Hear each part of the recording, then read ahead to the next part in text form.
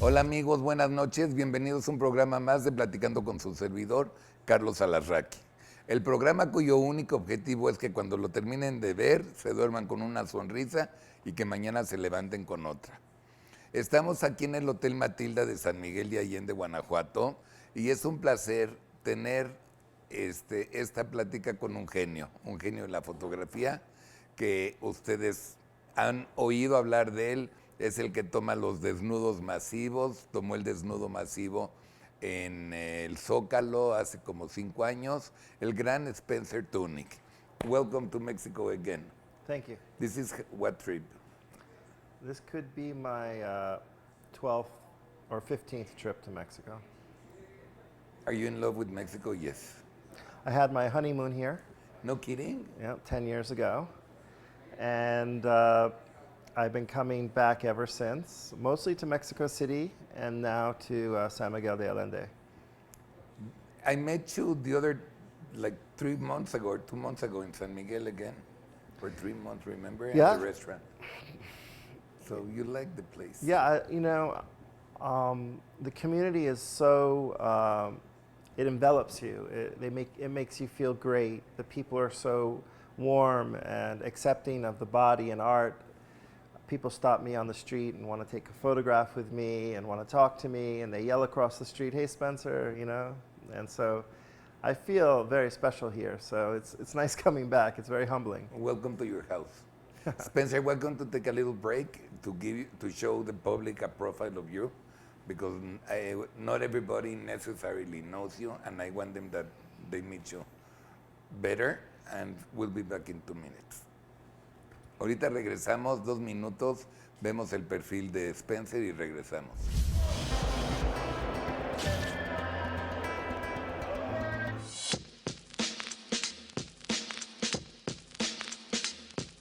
Convencido de que el cuerpo es un paisaje, casi siempre oculto, pero paisaje, este artista que nació en Middletown, Nueva York, en 1967, estudió en el Emerson College de Boston y en el Centro Internacional de Fotografía de su ciudad natal.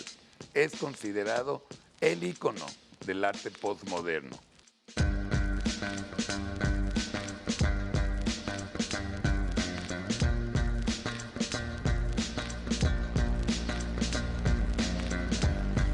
Fotógrafo, provocador, polémico, este misterioso hombre, siempre vestido de negro, ha convocado a miles de personas para posar ante sus cámaras en más de 65 sesiones en ciudades como Viena, Basilea, Nueva York, Ginebra, Londres, Lyon, Barcelona, Santiago de Chile, Sao Paulo, Buenos Aires y por supuesto en la Ciudad de México.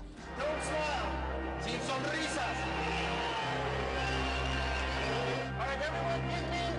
Mexican citizen salute. Un saludo de ciudadano mexicano.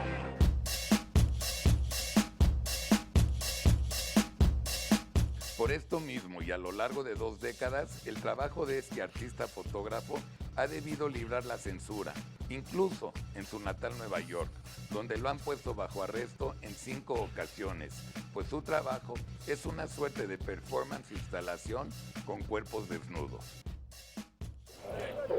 It's okay, artist.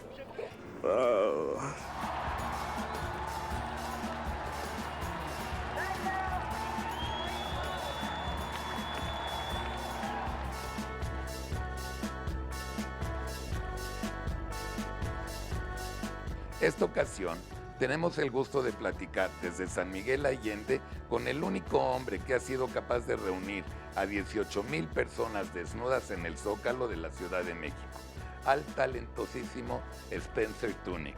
Bienvenido a su programa.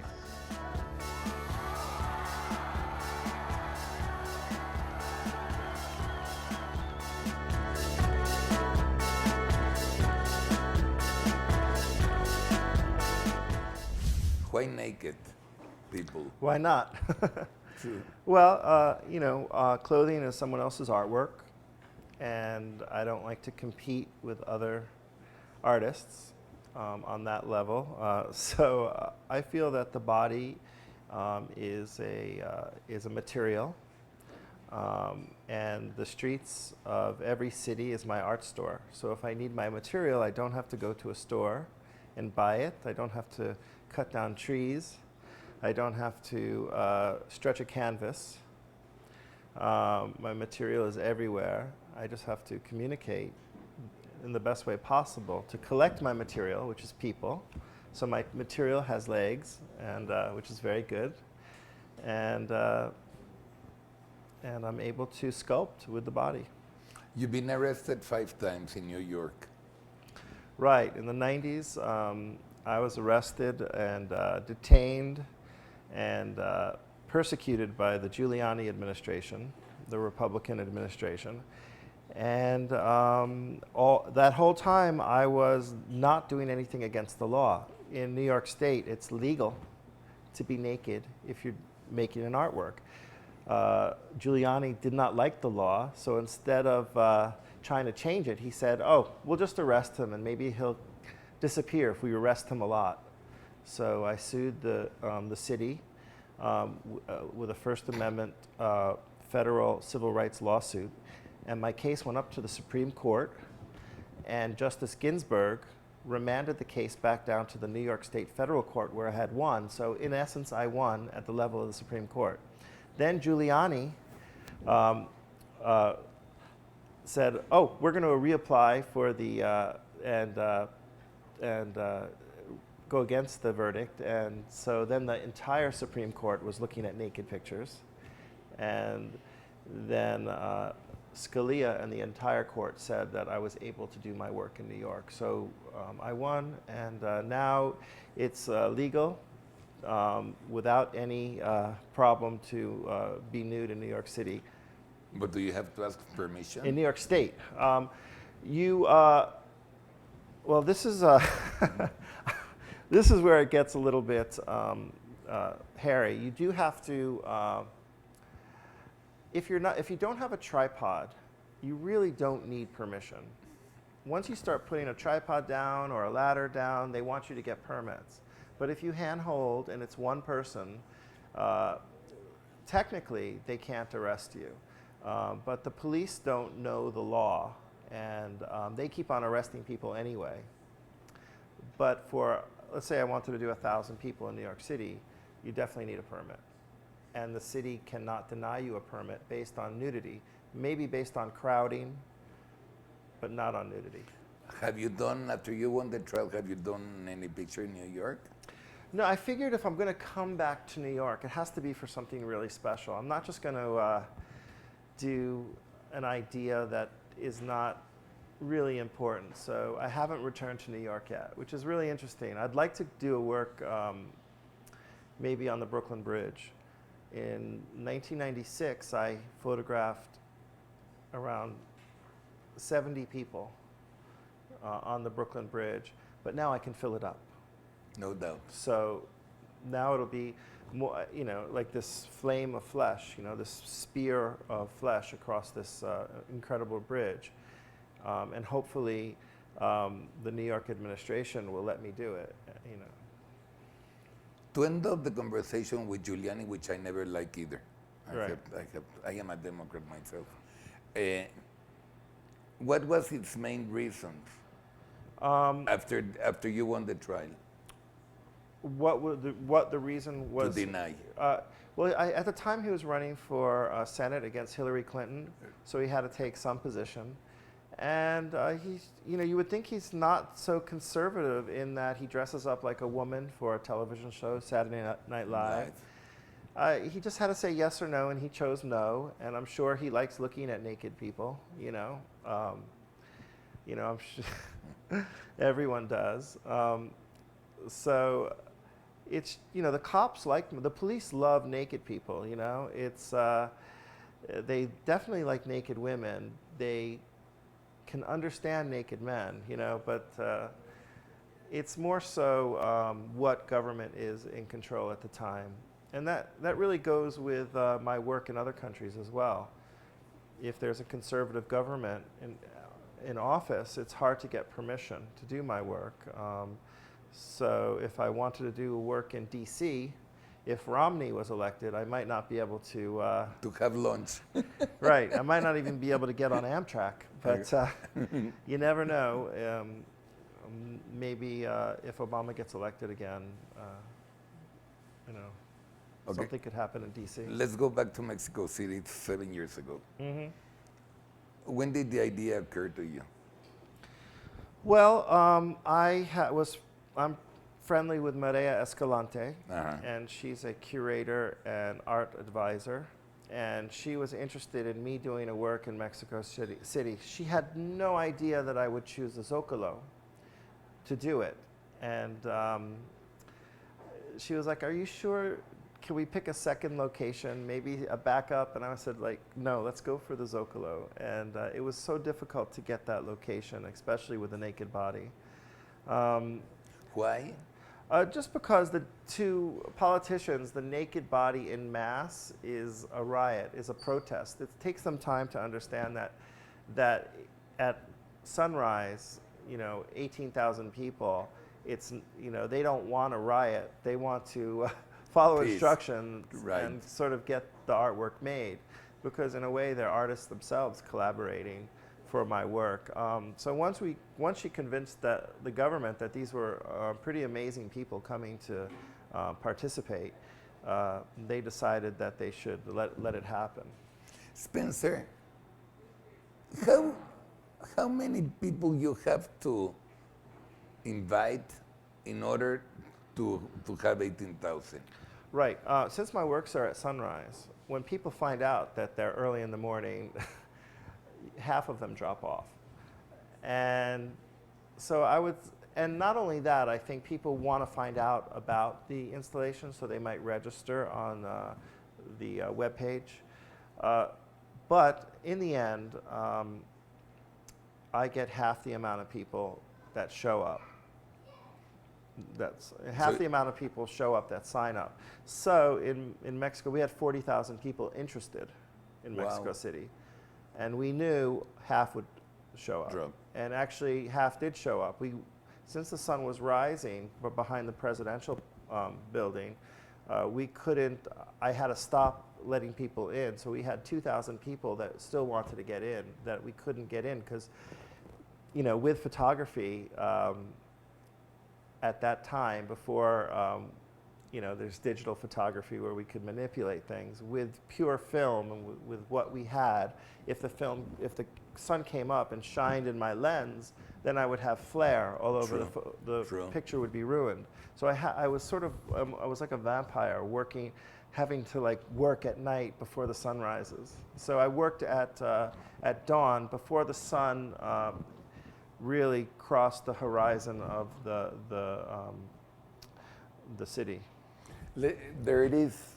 It's a wonderful picture. That's the work, and one of the reasons that work happened was because we had two wonderful sponsors, the couple and Spook Stream, who owns Matilda. They both helped funded the project they each bought a work sight unseen up front, and then that money went to paying my crew and making the work happen. So the two people that made it happen actually own works now. How many people did you work with? I think the government helped. Your crew? My crew is a crew of 8 people. Yeah, so they're an amazing crew. I had an amazing project director, Jonathan Porcelli. And it takes a certain type of crew member to be able to look at 1,000 people and think of them as like 10 people. You just can't get overwhelmed, and you have to know that everyone is sensitive when they're naked, and you have to treat everyone with respect. But you can't give one person too much attention, because then you'll lose control of the crowd. I agree. So it's sort of like this duality of tact in dealing with people. Do you make enough money to live? Oh boy, the money question. I think the most wonderful thing about being an artist and working with the body is being able to pay your mortgage, pay True. your health insurance, True.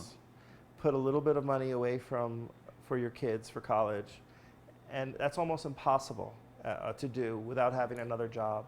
And I'm so lucky that I've done that. So I'm making a living, but I'm not out there buying houses and cars. The body is very difficult in the art world, especially if you only work with the naked body, because not everyone can hang this picture on their wall. True. Corporations might not be able to put it in their lobby, but they can easily put a painting of, or a sculpture of Gabriela Orozco or Eduardo Sarabia.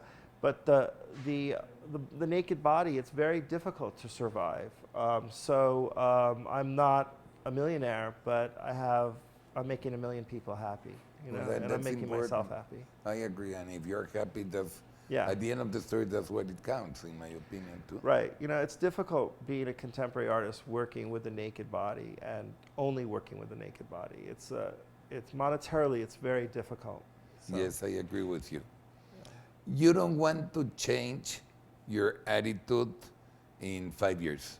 You're still looking as yourself as a human being artist.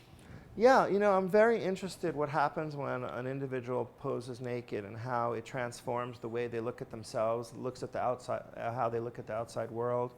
I'm also interested in how my works affect the mass public and how it creates the idea that it's the opposite of extreme conservatism. It's really an explosion of life, and I think it's very, very important, especially in today's time, to continue making my work where the world is sort of separating into more freedom because of the internet and because of social media and this global exchange of ideas, but at the same time with fanatics sort of controlling women and controlling your body. And so for me to keep pushing kind of soothes me. I'm not sort of like a protest artist, but if I can soothe myself and know that I'm doing something, pretty important to myself that I feel is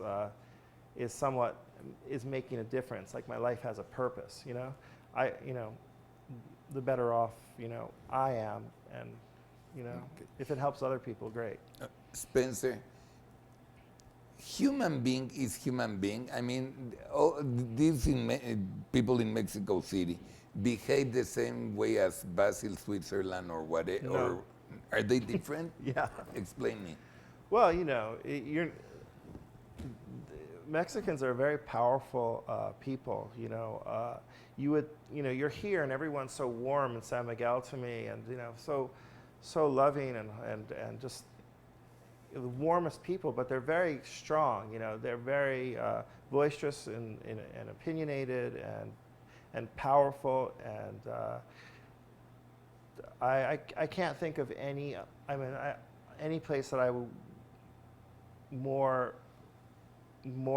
spiritual, not in the sense of religion, but just more powerful and more intense than Mexico in the world right now. And for me, that couldn't happen anywhere. I did a work in Sao Paulo. Sao Paulo's a very big city. True. But only 1,000 people came to pose. And my work had as ago? much advertising How long in ago? 2001. And we did the same, in 2007, we did the same amount of outreach for this, and 40,000 people signed up to participate. And why do you think Brazilians were not as enthusiastic? I think because men generally control the women's, in general, sort of the freedom of try to crush the spirit of the female body. Do you think if you would do it again, you could have more people in Brazil or no? I think Brazil has changed. I don't know how, maybe in Rio. I found that a lot of men to be very repressive towards women when it came to the body, And people think of Brazil as being naked, but actually they're not naked. They're wearing the thinnest bikini, but it's not naked actually. I agree. Do you have Twitter? Or you don't believe in those? Yeah, I have it, but I don't post a lot. I work extensively with the internet, but it's based on creating a press release, a museum creating a press release that I'm doing a large artwork, and then sending that press release out and having a website or a web page on the museum's page where people can sign up. So everything I do is over, as far as organizing these mass group works, is over the internet. But I really don't use Facebook and Twitter to organize,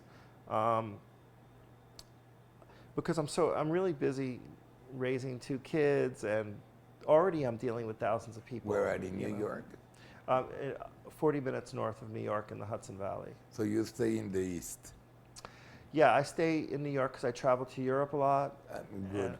And to South America. I just came back from Chile and Buenos Aires, and I was actually detained and by the police in Buenos Aires. Why? I was photographing a man and a woman, and the police stopped us. They took my identification and they wouldn't let me go, and they said that I had to give them $200 in order to let me go. That's brave. Yeah, and so I had to, in order to get away and to be free, I had to give them money. So, and I was like, they wouldn't do this to me. They wouldn't do this to me in Chile. No. You know, and so times are bad there, and the police are taking advantage of the vulnerability of people. Okay, we're going to make a break, and we'll be back in 3 minutes, and we'll continue because I want to know what is the fascination in his dreams of Spencer Tunick. Okay. We'll be back. Regresamos en 3 minutos. Les recuerdo mi Twitter es @CarlosAlazraki. Escríbanos y vamos a divertirnos. Regresamos en 3 minutos.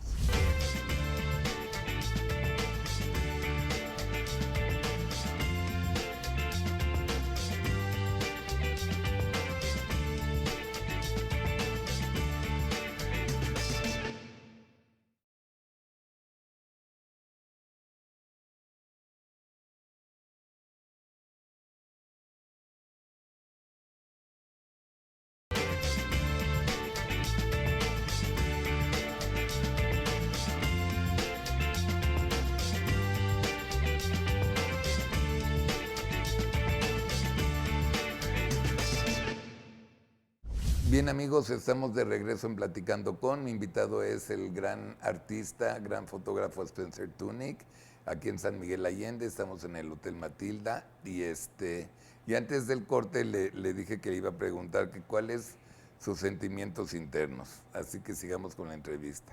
We're back. Your internal feelings. My internal feelings? Yes. About the body? Well, I think the body aggravates a lot of people, and I like to push people's buttons. The body is very accepted inside of a box called the television, in motion picture, in museums. But out in public space, there are a new set of rules, and those rules need to be broken down. Because government doesn't own your body, and neither does religion. So I feel that through my art, I'm able to convey a power to the individual to recapture their bodies. And I also believe that there's a fire in my work to continue making works in countries where there is a slippery slope of the body being not given rights as far as art is concerned. So I just continue to make my work. I love the fact that the body creates a new dialogue with the outside world, with a public space. If you place a nude body in a space, the body creates a new meaning for the background. That's true. And so, so for me, you really start to think about public space in a new way when you add either 1 or 1,000 naked bodies to it, and everything becomes pertinent. the environment, government, religion, vulnerability, the power to rebel, and even in Moscow, you know, these women who played music in a place maybe they shouldn't have. Maybe they should have gotten, you know, 5 days detention or a fine. Even governments that you think are moving in the right direction, like Russia, as far as cultural and free speech issues, just take a huge, massive step backwards with the imprisonment of Pussy Riot. So, so for me, the body, which might seem trivial to those that are used to going to museums, becomes very, very, very, very like a fireball, you know, like an explosion of life when it happens in public space. So that's why I keep on working in public space, because not only am I pleasing myself, but I feel like I have a purpose in life, and it's definitely making the world a better place. Spencer, what are you going to do Sunday here? Well, I'm very lucky to be invited by this new art festival, the Laka Laka Art Festival. Laka Laka, yes. Laka Laka Festival, which is an art festival that happens during the Day of the Dead here in San Miguel de Allende. And they commissioned me, asked me to make a work, and I had always wanted to cover people with clear fabric. Fabric that's so thin it looks like water. And so we were able to find a sponsor, and Matilda Hotel is also sponsoring it, which is great. And we got the fabric, we got the people to pose, and so we're going to turn people into spirits and ghosts. And, Nice. And for me, maybe it has sort of to do with respecting the body, and even artists are respected in heaven. If an advertising agency asks you to do an ad for, let's say, production for a detergent, you would say no. I said I'm not a millionaire. Oh, Medea Escalante just contacted me, and she said that Gillette wants me to do an ad for them. This was a few months ago, and I said no. For me, money is not as important. I want my children to have a good education. I want them to have health insurance. I just got life insurance, you know what I mean? So so it's very difficult to survive in New York. It's very expensive. Very difficult, yes. But I'm not going to sell razors, and I'm not going to sell Virgin Airlines. You know, if a corporation wants to sponsor an artwork and but not turn it into a publicity campaign for themselves, that's a possibility, because there's many corporations that sponsor museum exhibitions. True. Hugo Boss, Delta Airlines. But I've been approached by Virgin Airlines to do an advertising work where they wanted Richard Branson to walk through the naked bodies, and I've said no to that. I've been approached by Lipton iced tea, Dove soap, Vaseline. I always said no. And I said no, no, no, no, no. And sometimes we cringe because we know that we could be making a lot of money, but life is not money. Life is, I agree. you know. I agree all the way with you. But there's a lot of artists that do sell out these days. I just can't, because my work is so recognizable, you know, that I just, you know, I'd be the artist selling. When you Coke. were in Emerson, the college, and you in school, you start having that ideas of naked bodies? Well, I used to, at Emerson, which is a college in Boston, as you know, a liberal arts college. Fantastic. Film Fantastic. and television. I wanted to be a filmmaker, and I wanted to do animation. And I loved Ray Harryhausen. And I really enjoyed the difference between, the size differentiation between animated figures and small figures. As a kid, I was a very big fan of Japanese monster films, such as Godzilla and Really? Mothra. Yeah, definitely. As a kid, and I was always fascinated by this idea of like size. And when I was at Emerson, I would obviously, it's a city school. it's very safe. And so I would, after going to a party, I would stay out at night, and at 5 in the morning or 4 or 6 in the morning, I would come home. And I would walk down the streets in the middle of the avenues to get there, as opposed to on the sidewalks.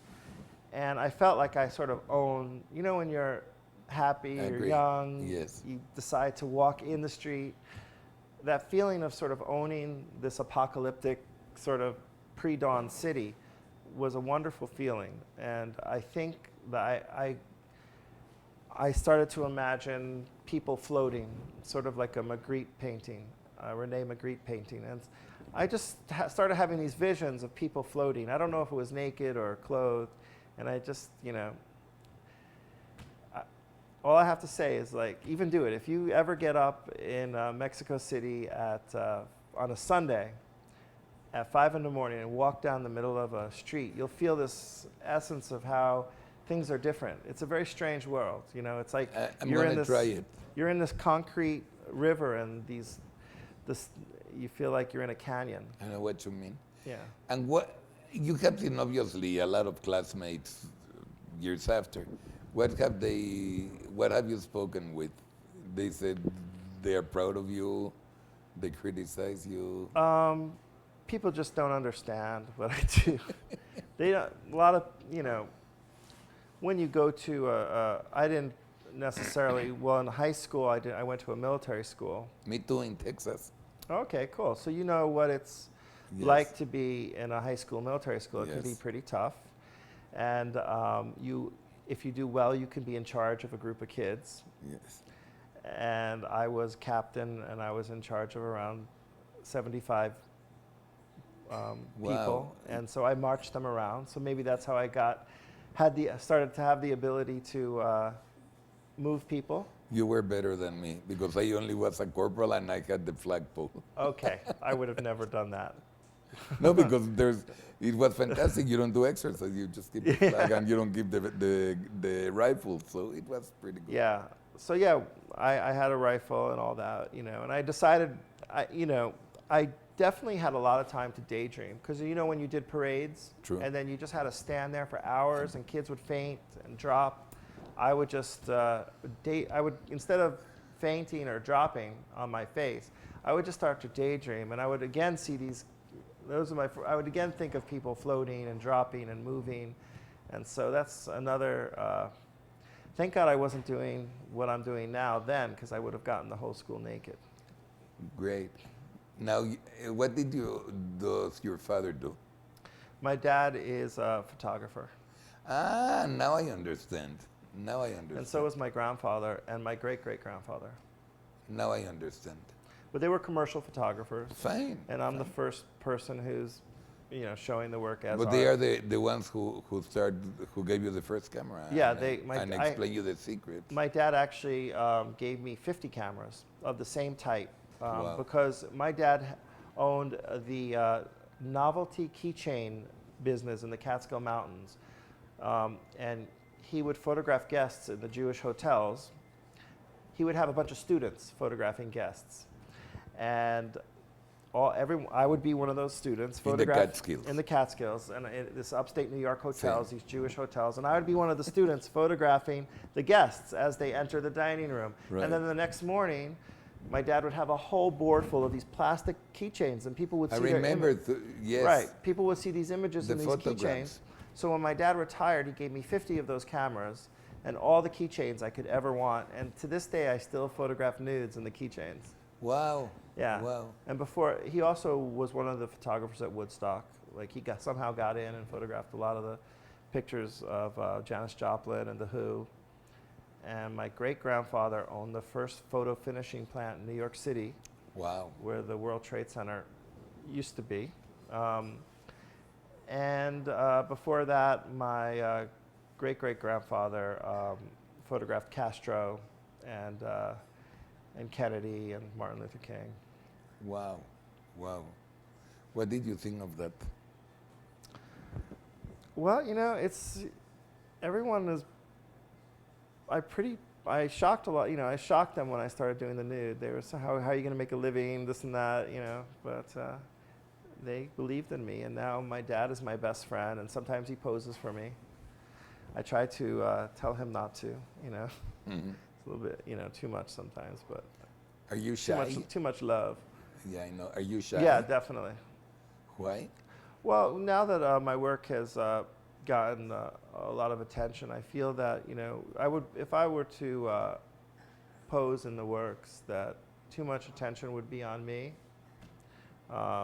especially if I were to work naked. It would bring a different dynamic to the work, and I'm not so interested in myself. If I could heal other people and make them feel better about their bodies, then I feel I'm doing something. And let me ask a question. How long does it take you planning to decide when is the next picture and where? Well, You get up one morning after breakfast and say, gee, I think that South Africa or Johannesburg would be fine with lions. I've tried to do works in Cape Town in South Africa and Johannesburg, but it's very conservative there, and it's just so difficult to. You would think in any place in Africa, the place that it could happen would be South Africa, but still the body is a little bit underrepresented in art there, and it's very conservative. So I did works already in Cape Town, but secretively, and with like maybe 10 people. But I definitely would like to go back there.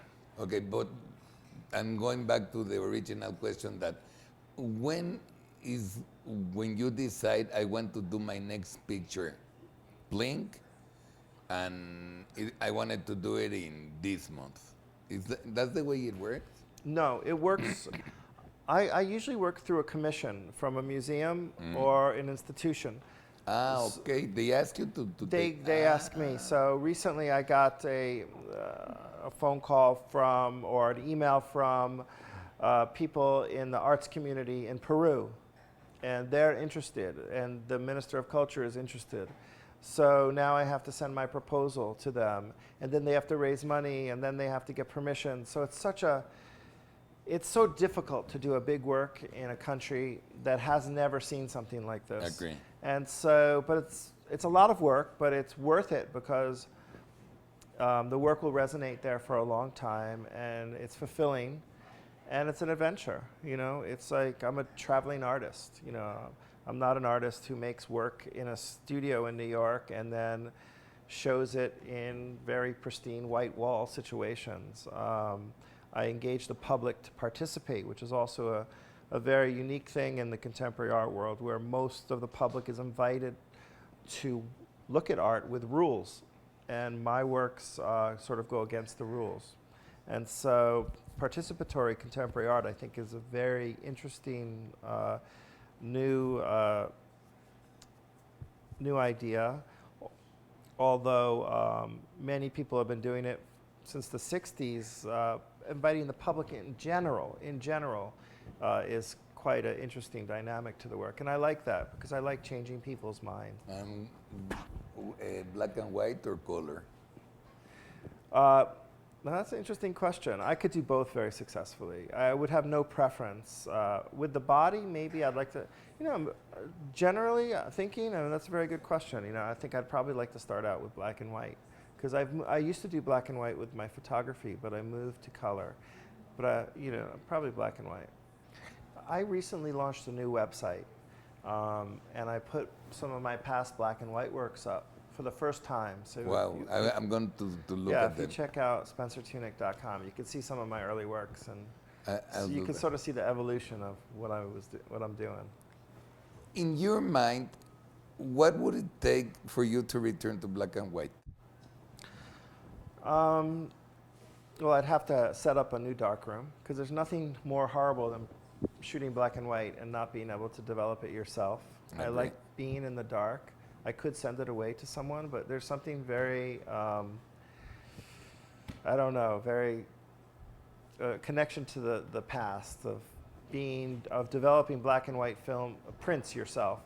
So I'd like, but as far as what would it take, I don't know. I'd like to see, I'd like to see the evolution of what I was doing. What I'm doing. In your mind, what would it take for you to return to black and white? In your mind, what would it take for you to return to black and white? Well, I'd have to set up a new darkroom, because there's nothing more horrible than shooting black and white and not being able to develop it yourself. So I'd like, but as far as I think it would just take blanket permission from a city for the police not to arrest me.